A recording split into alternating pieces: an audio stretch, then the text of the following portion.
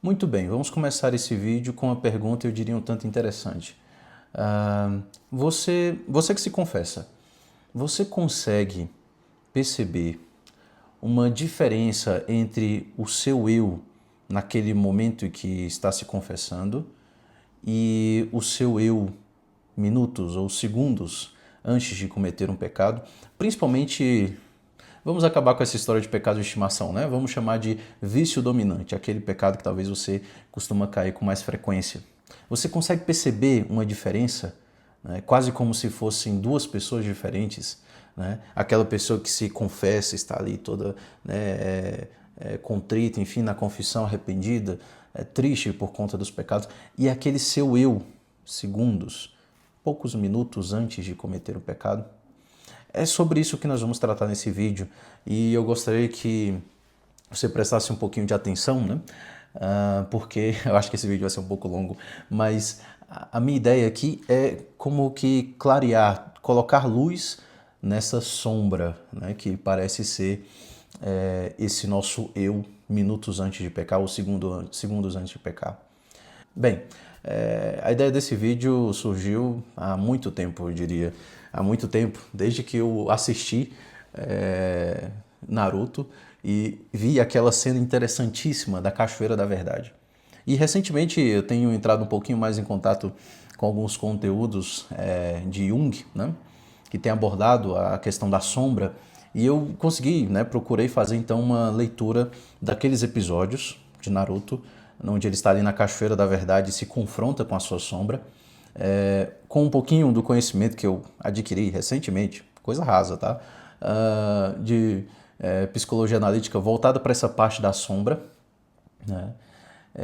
E o que eu percebo muitas vezes também nas confissões. Então esse vídeo é uma mescla de tudo isso na tentativa de ajudar você, né, a compreender melhor quem é o seu homem velho, né? Porque eu acho que em termos católicos a sombra seria basicamente o que nós procuramos combater quando nós chamamos, quando nós falamos de homem velho, né? São Paulo fala, não faço o bem que quero, mas faço o mal que não quero, né? E São Paulo fala que nós devemos matar o homem velho, né? Então, esse vídeo é para que, de alguma maneira, nós possamos fazer uma reflexão e possamos, então, conhecer melhor, né, a nossa sombra, ou em termos católicos, o nosso homem velho, e então tentar, de alguma maneira, né, solucionar, ou pelo menos começar, né, a solucionar certos conflitos que existem dentro de nós e que, por vezes, nós procuramos até ignorar, fingir que eles não existem, enfim. Então esse vídeo é para isso. Vou usar um pouco desse recurso, né, que são esses episódios, né, do Naruto, onde ele está ali na Cachoeira da Verdade, né, tentando enfrentar a sua sombra ou o seu verdadeiro eu, como a sombra se apresenta, o que é muito interessante, né? Vamos então usar esses elementos, né, para tentar compreender melhor esse nosso eu segundos antes de pecar e esse nosso eu no momento da confissão. Bem, então antes de nós entrarmos no episódio do Naruto e vermos, né, a questão da Cachoeira da Verdade, enfim, é importante nós termos alguns conceitos aqui em mãos, né? O primeiro deles é o que é a sombra para Jung, né? Então, a sombra, de acordo com a psicologia analítica de Carl Jung, né, ela representa o nosso lado obscuro da nossa personalidade. Então, aquilo que nós não gostaríamos de ser, de certa maneira. É a parte inconsciente da nossa psique que contém aspectos reprimidos, né, negados ou desconhecidos de nós mesmos. Então, ela abriga impulsos primitivos e instintivos, desejos e emoções considerados imorais ou inaceitáveis, fraquezas e características que rejeitamos em nós e potenciais não desenvolvidos, né? É uma das coisas aqui, né?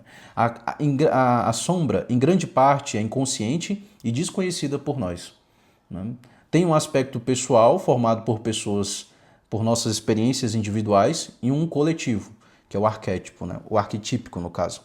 Possui tanto qualidades negativas quanto positivas reprimidas e tende a ser projetado nos outros. Então, normalmente a nossa sombra se projeta nas outras pessoas e é por isso que às vezes nós não vamos nós não vamos com a cara de alguém assim, quase de graça, né? Tipo, a pessoa fez muita coisa e você já não foi com a cara dela por conta, né, desses aspectos que você reprime, né, em você mesmo e que são, né, a sua sombra. Então é interessante, nós vamos ver isso no episódio do Naruto, né? Quando ele tem que confrontar exatamente com a sombra dele, né? E a sombra, né, vai sempre dizer, eu sou o seu verdadeiro eu, né? Aquilo que você esconde no fundo do seu coração. Então, é importante nós termos em mente, então, o que é a sombra, né? De certa maneira, em termos católicos, né, eu tento aqui meio que traduzir para os nossos termos católicos, né? A sombra, de certa maneira, é o nosso homem velho, né? Lembremos, nós estamos desordenados por causa do pecado original, né? Então não existe um mal, né, em sentido maniqueísta, tá? Isso é muito importante. Que às vezes pela psicanalítica, pela psicologia analítica aqui do Carl Jung, pode dar a entender isso, né? Então não existe uma espécie de mal, né, quase material, entendeu? Que possui um ser. E não é assim, né? Nós sabemos, nós como católicos entendemos que o mal, né, é uma desordem, né? O demônio não pode criar nada, ele só bagunça, entendeu? Aquilo que Deus criou, né? Então, o nosso homem velho é parte de quem nós somos, assim como essa sombra, né? A questão é que há desordens ali que precisam ser, né, ajustadas. Só que se a gente simplesmente ignora que essas desordens existem, aí fica difícil, né? A gente ajustar. Parece que a gente está com um inimigo dentro de nós, ignorando a existência dele, e ele vai continuar fazendo grandes estragos, quanto mais nós ignorarmos a existência dele. Então nós precisamos trazer essas coisas para a luz, né? Tomar consciência disso. Inclusive é o que Carl Jung fala, né? Uma das maneiras de você lidar com a sombra é tornar-se consciente, né, dela, tornar-se consciente da existência dela, né?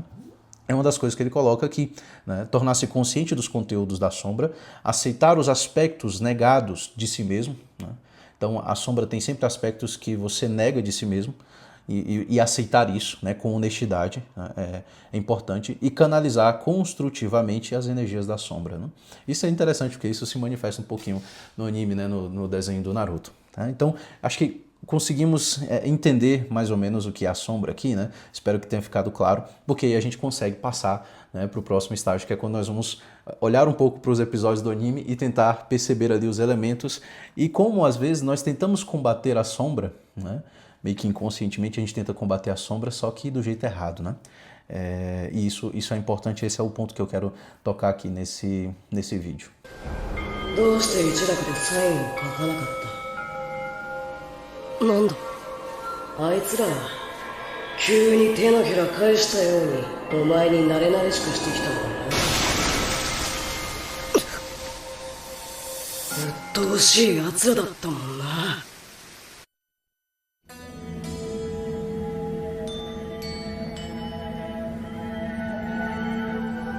こいつ俺そっくりじゃねえか。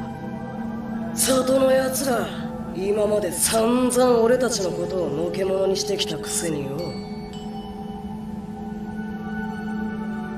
あ、そうだ、サインくれサイン。うちの子に書いてやってくんねえかな。お前のファンでよ。サイン？木の葉の英雄、奇跡を起こす少年渦巻ナルト。うちの方にも一枚頼む。どうした？ダメか？いや俺ってばそういうのに慣れてねえからよ。サインなんて持ってねえし。誰だお前は？見りゃわかんだろ。俺はお前だ。は？俺ってば影分身やった覚えはねえぞ。俺はお前自身、お前の心の底にあるお前自身だ。何言ってんだってめえ。俺はおめえなんか知らねえよ。勝手なこと言ってんじゃねえ。Muito bem, então a parte principal aqui, né, do episódio começa quando Naruto se senta na Cachoeira da Verdade e ali começa a meditar, enfim, descendo ao subconsciente, e então aparece a sua sombra. É interessante, né, porque a sombra já começa um pouco manifestando por que ela existe, né? Ela questiona o Naruto porque por que ele não deu o autógrafo, né? Para aquelas pessoas que estavam pedindo o autógrafo para ele na lanchonete, né, que existe lá na aldeia, né? Para a gente entender o contexto, basicamente, o Naruto é odiado por todos da aldeia desde criancinha, né, na história lá, né, do Naruto clássico, enfim. Mas ele vence o Pain, que tinha destruído a aldeia da Folha, E por conta disso ele se torna o grande herói. Então todo mundo passa a considerá-lo, né, o grande herói, que é autógrafo e tudo mais. Então na parte reprimida, né, do Naruto está aquele ódio, né, de ter sido maltratado pelas pessoas, né, de ter sido rejeitado pelas pessoas na sua infância, enfim. Né, aquilo ali ficou guardado, né, aquilo ali foi guardado e ele sempre escondeu isso, né, com o seu temperamento sempre extrovertido, né? Sempre de bem com a vida, como se eu não me importo com o que os outros dizem e tudo mais, mas lá no fundo, né? Ele se importa sim, né? Lá no fundo tem uma espécie de ódio reprimido, né? Por aquilo que as pessoas fizeram com ele, né? Enfim, então a sombra começa já questionando a ele, né? Falando assim, aquelas pessoas lá pediram o seu autógrafo e você não deu, você não sabia como lidar com aquilo ali, né? Aí ela fala, a Folha sempre nos tratou como leprosos e agora, né, eles tratam a gente assim, né? Então, tipo, no fundo do Naruto, lá no fundo do coração do Naruto, ele não deu autógrafo, não é somente porque ele estava sem jeito ou porque ele não sabia lidar com aquilo ali, né? Mas também porque tinha um ódio, né, ali profundo, né? Tinha um rancor, né, de tudo aquilo que fizeram com ele, né? Que ele tenta negar, mas a sombra dele está ali para esfregar na cara dele. Então isso é interessante, né, para nós entendermos a sombra, né? O Naruto negro que aparece na cachoeira, então ele é manifestação desse conceito, né, junguiano. Eu não sei se o autor da obra quis realmente, foi intencional, se ele estudou um pouco para isso, né? Os escritores costumam estudar bastante, né, quando vão escrever, né, as histórias. Mas enfim, né, o que é interessante é nós entendermos um pouco esse paralelo, né? Então, olha só, a sombra do Naruto, o Naruto negro, né, representa todos os sentimentos de solidão, raiva e ressentimento que o Naruto tentou esconder atrás de seu sorriso e comportamento extrovertido, né? Então, essa negação, né? E aí qual é o processo, né? Então você tem esse eu que se manifesta mais abertamente para o mundo, para as pessoas, que normalmente na psicologia eles vão chamar de ego, né? E você tem essa sombra, né? Que é essa parte oculta que a gente tenta reprimir, que a gente tenta negar, fingir que não existe e tudo mais. O processo de individuação, né, do Carl Jung é chegar ao que ele chama de self, né? Um indivíduo completo, onde há uma espécie de união dessas duas realidades, né? Assim você se torna algo inteiro, né? Você se torna um eu inteiro. É interessante que eu lembro do meu diretor espiritual já falecido, né, Padre Oscar, ele dizia isso às vezes para mim na direção, né? Ele falava, olha, existe um eu seu, né, oculto aqui, que se manifesta na direção, que você revela na direção espiritual e tudo mais. Existe esse seu eu, como você se enxerga e manifesta para os outros. É preciso que essas duas imagens se tornem uma só, né? Assim vai haver essa coerência de vida também que nós buscamos, né? Então nós precisamos de alguma maneira lidar com esse nosso lado obscuro, né, com essa sombra, né? Isso faz parte, né, da nossa vida espiritual também. Nós, como eu falei, em termos católicos, precisamos lidar com o homem velho, né? Ao invés de simplesmente fingir que ele não existe, tentar fingir que ele não existe, né?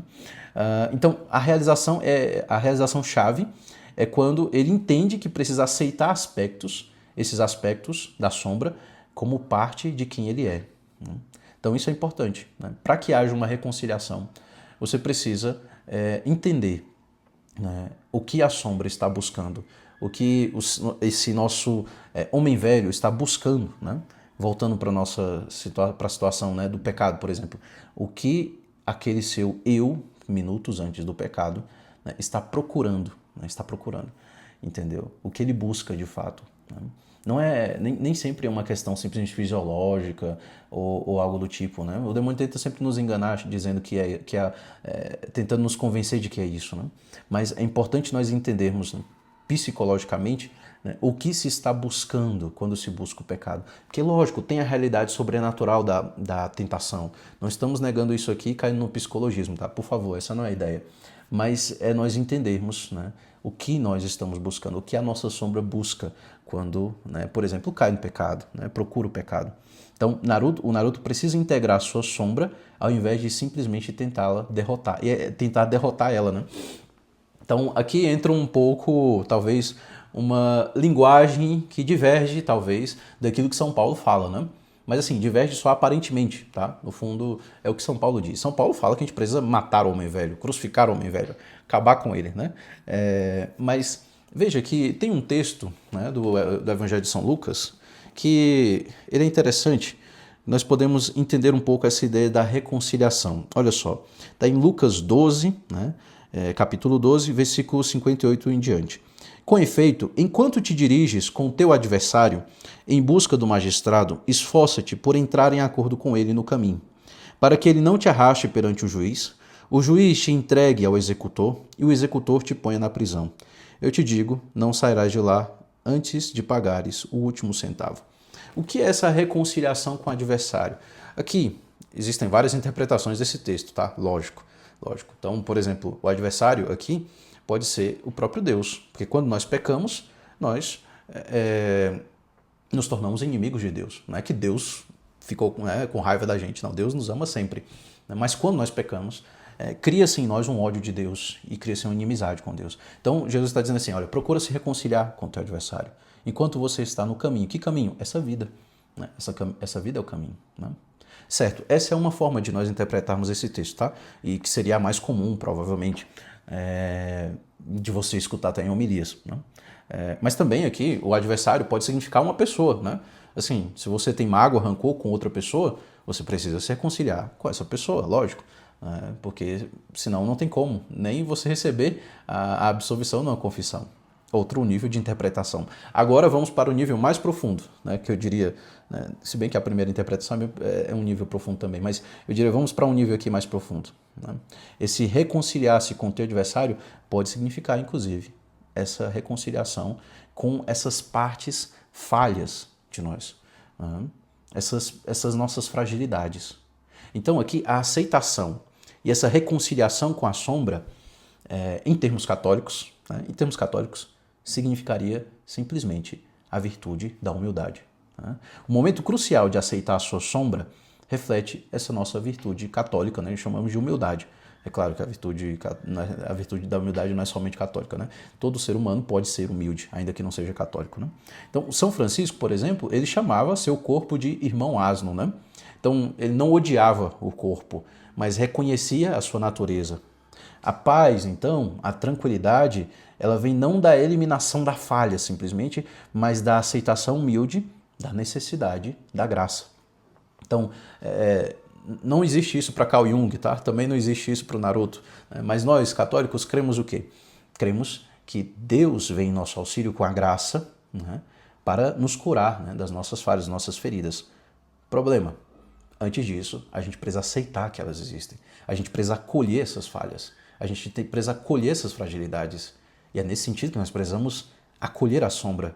Né? E nós vamos ver exatamente isso. É isso que vai acontecer, né, no episódio que o Naruto vence a sombra. Porque primeiro ele tenta brigar, né? Primeiro ele tenta cair na porrada com a sombra. E isso pode manifestar os momentos em que nós lutamos, né, contra o nosso homem velho, né, negando, né, detestando às vezes essa parte de nós, entendeu? E não é isso, né? Nós precisamos acolher essa parte de nós que tem esses impulsos, por exemplo, para a luxúria, para a ira, para a preguiça, para a gula, entende?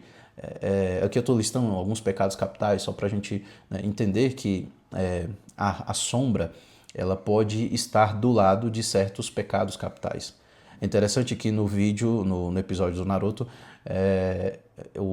a sombra diz assim, eu sou o seu eu verdadeiro, né? O ódio que existe no seu coração, no fundo do seu coração. Só que tem uma diferença, né? A raposa de 9 caudas gosta muito de mim, né? Por que a raposa de 9 caudas gosta muito de mim, né? No caso lá do episódio, porque a raposa de 9 caudas representa, de alguma maneira, né, toda a concupiscência que existe, né, nele. Né? Alguns vão tentar interpretar a raposa de 9 caudas como simplesmente o demônio, né? Então o demônio sempre se aproveita, né, ali desse nosso lado sombrio. E, bem, aqui a ideia não é fazer uma analogia fechadinha como, sei lá, acontece nas crônicas de Nárnia, né? Então o leão é Jesus e pronto. Não. A ideia aqui é nós pegarmos, né, a imagem que o desenho, né, nos traz e tentar enxergar com isso um pouco do nosso inconsciente, tentar nos entendermos melhor. Né? Então, a raposa de 9 caudas, pelo menos nesse aspecto aqui, né, ela pode representar principalmente a tentação de um modo geral. né? A tentação sempre se aproveita do nosso lado sombrio, da nossa sombra, entendeu? Para nos fazer cair, né? A tentação é, de alguma forma, aquela que seduz a nossa sombra para mover a nossa vontade para o pecado, entende? Então, nós precisamos conhecer a nossa sombra e precisamos, de alguma maneira, trazer a sombra para o nosso lado, entendeu? Ao invés de simplesmente rejeitá-la. Porque quanto menos consciência nós temos da sombra, mais forte ela fica, né? Quanto mais na escuridão do nosso inconsciente ela fica, né? Mais forte, então, ela vai se tornando, entende? Então, a ideia do vídeo é que nós façamos uma reflexão sobre a nossa sombra, pensemos sobre ela, entendeu? Sobre o nosso homem velho, né? Em termos católicos, e então possamos, ao nos tornarmos mais conscientes, aceitar as fragilidades, compreender, né, o que esse nosso eu está buscando quando cai no pecado, né? E então, né, canalizar, né, mostrar um outro caminho para essa nossa sombra. Ah, você está procurando tal coisa no pecado. Não, mas a gente pode ter isso dessa forma, de outra maneira, de um jeito mais saudável, de um jeito que não nos fira, entende? Por isso que é preciso ter essa espécie de reconciliação e diplomacia, sabe? Diplomacia.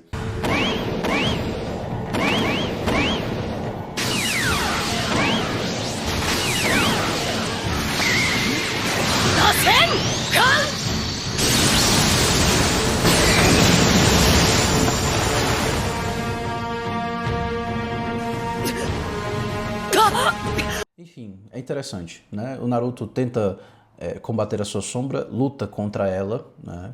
1 a 1, né? Depois ele fala assim, se eu não consigo vencer, né, na força, então eu vou tentar vencer na quantidade. Aí ele faz o jutsu dele lá dos clones das sombras, né? Então, só que a sombra consegue imitar tudo isso, ela tem a mesma força. Faz o Rasengan, né, que é o jutsu mais forte do Naruto até então. Enfim, tem forças iguais, né? E, enfim, essa é uma maneira de nós entendermos que não adianta nós tentarmos combater, né, a sombra na base da força, na base da paulada, né?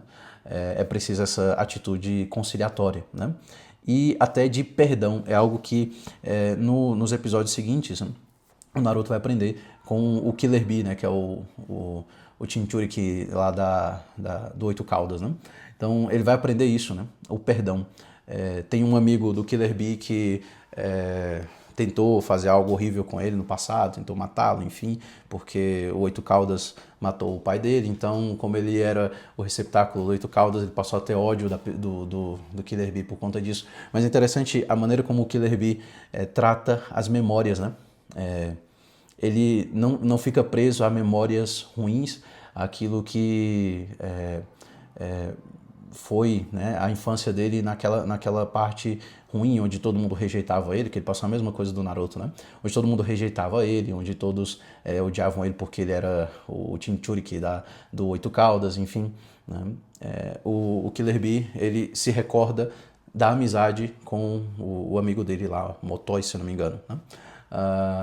Ele não fica preso à memória do momento em que ele tenta fazer algo gravíssimo, né, que é matar, né, inclusive o próprio Killer Bee, né? Então, isso é uma coisa interessante, importante, né? A força que a memória tem, né? A memória tem uma força afetiva muito grande, né? Então, com frequência, as pessoas usam a memória para ficar se recordando daquilo que os outros fizeram de mal com elas, né, alguma ferida, né, alguma coisa que alguém fez contra mim, né? Mas a memória também tem uma força positiva, né, se nós podemos usar isso para o bem. Nós podemos trazer, né, constantemente na memória, né, momentos bons com aquelas pessoas que talvez em algum momento nos feriram, né? Às vezes em alguns penitentes que cuidam, né, de pessoas enfermas, né? Aí a pessoa fala assim, padre, mas tá muito difícil cuidar da minha mãe tá idosa, já tá bem velhinha, mas ela tá tão difícil de lidar, eu tô lá cuidando dela, às vezes ela me trata mal e tal, né? Aí eu falo assim, olha, o que eu posso aconselhar, além de você rezar, enfim, né, procurar rezar e ter mais paciência. Minutos antes de entrar no quarto, né? Por exemplo, sua mãe está no quarto, você vai entrar lá para cuidar dela. Antes de você entrar no quarto, ali na porta, traga na sua memória algum momento muito bom, que você se sentiu amado por sua mãe, que ela te acolheu, né? Que você realmente, é um momento de grande felicidade. Traz isso, né? Porque a memória tem uma força afetiva muito grande, tanto para o mal, mas também para o bem. Né? Então isso vai ajudar você a pensar, né? Quantas vezes ela cuidou de você, né? Quando você talvez estava chorando ali de madrugada, acordando ela, ela foi lá cuidar de você, entende? E agora é a sua vez de cuidar, né, da sua mãe. Então, a memória tem uma força muito grande, né? E essa força, né, aqui, né, no Killer Bee, né, ele usa para o perdão, né? Então, esse perdão que ele dá para o amigo dele, né, porque ele, ao invés de se apegar à memória ruim daquilo que o amigo dele tentou fazer, ele fixou-se naquilo que, nos bons momentos com aquele amigo dele, né? E aí o Naruto vai entender isso, né? E vai usar isso para se reconciliar com a sua sombra, né? Então ele não vai simplesmente combatê-la, tentar destruí-la, mas vai abraçá-la, né? これが俺のサインだ。貴様。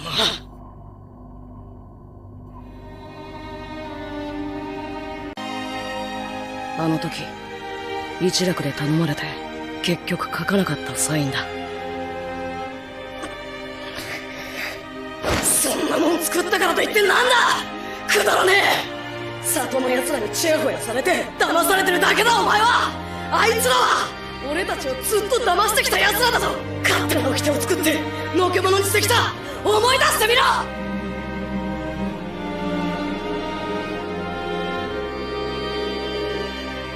苦しかったよな、辛かったよな。お前を分かってやれんのは俺だけなんだぞ。里の奴らなんか信じるな。ああ、里の人たちも大事だけど、他に信じなきゃならないものが先にある。自分を信じてみようと思うんだ。里のみんなに信頼されてる自分っていうのはよ。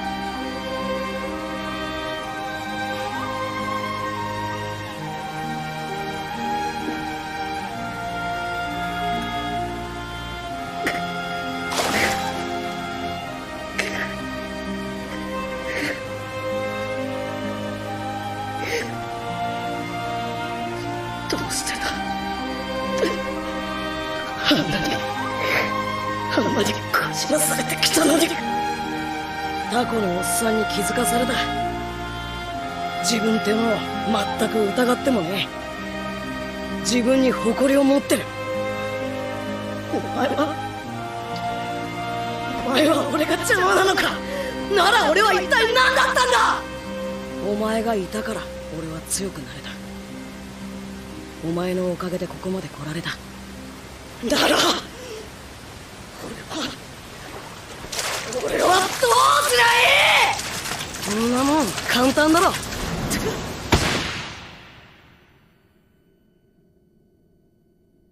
お前は俺になりゃいい。お前も俺なんだから。今までありがとな。もういいんだ。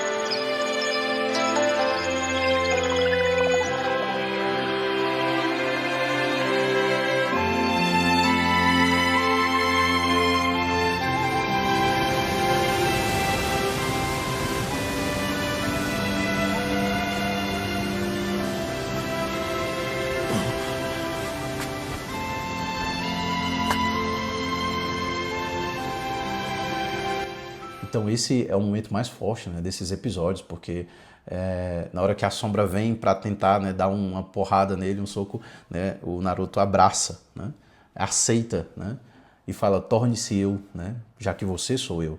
Então o Naruto vai entender isso, né, porque ele vai se reconciliar com a sua sombra, né?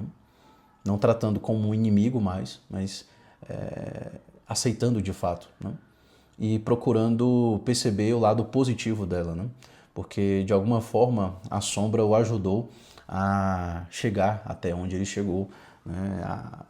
A força de vontade dele em parte veio porque, né, ao se sentir rejeitado pelas outras pessoas, então ele queria provar de alguma forma o valor dele, né? E essa parte da rejeição é uma parte própria da sombra dele, né?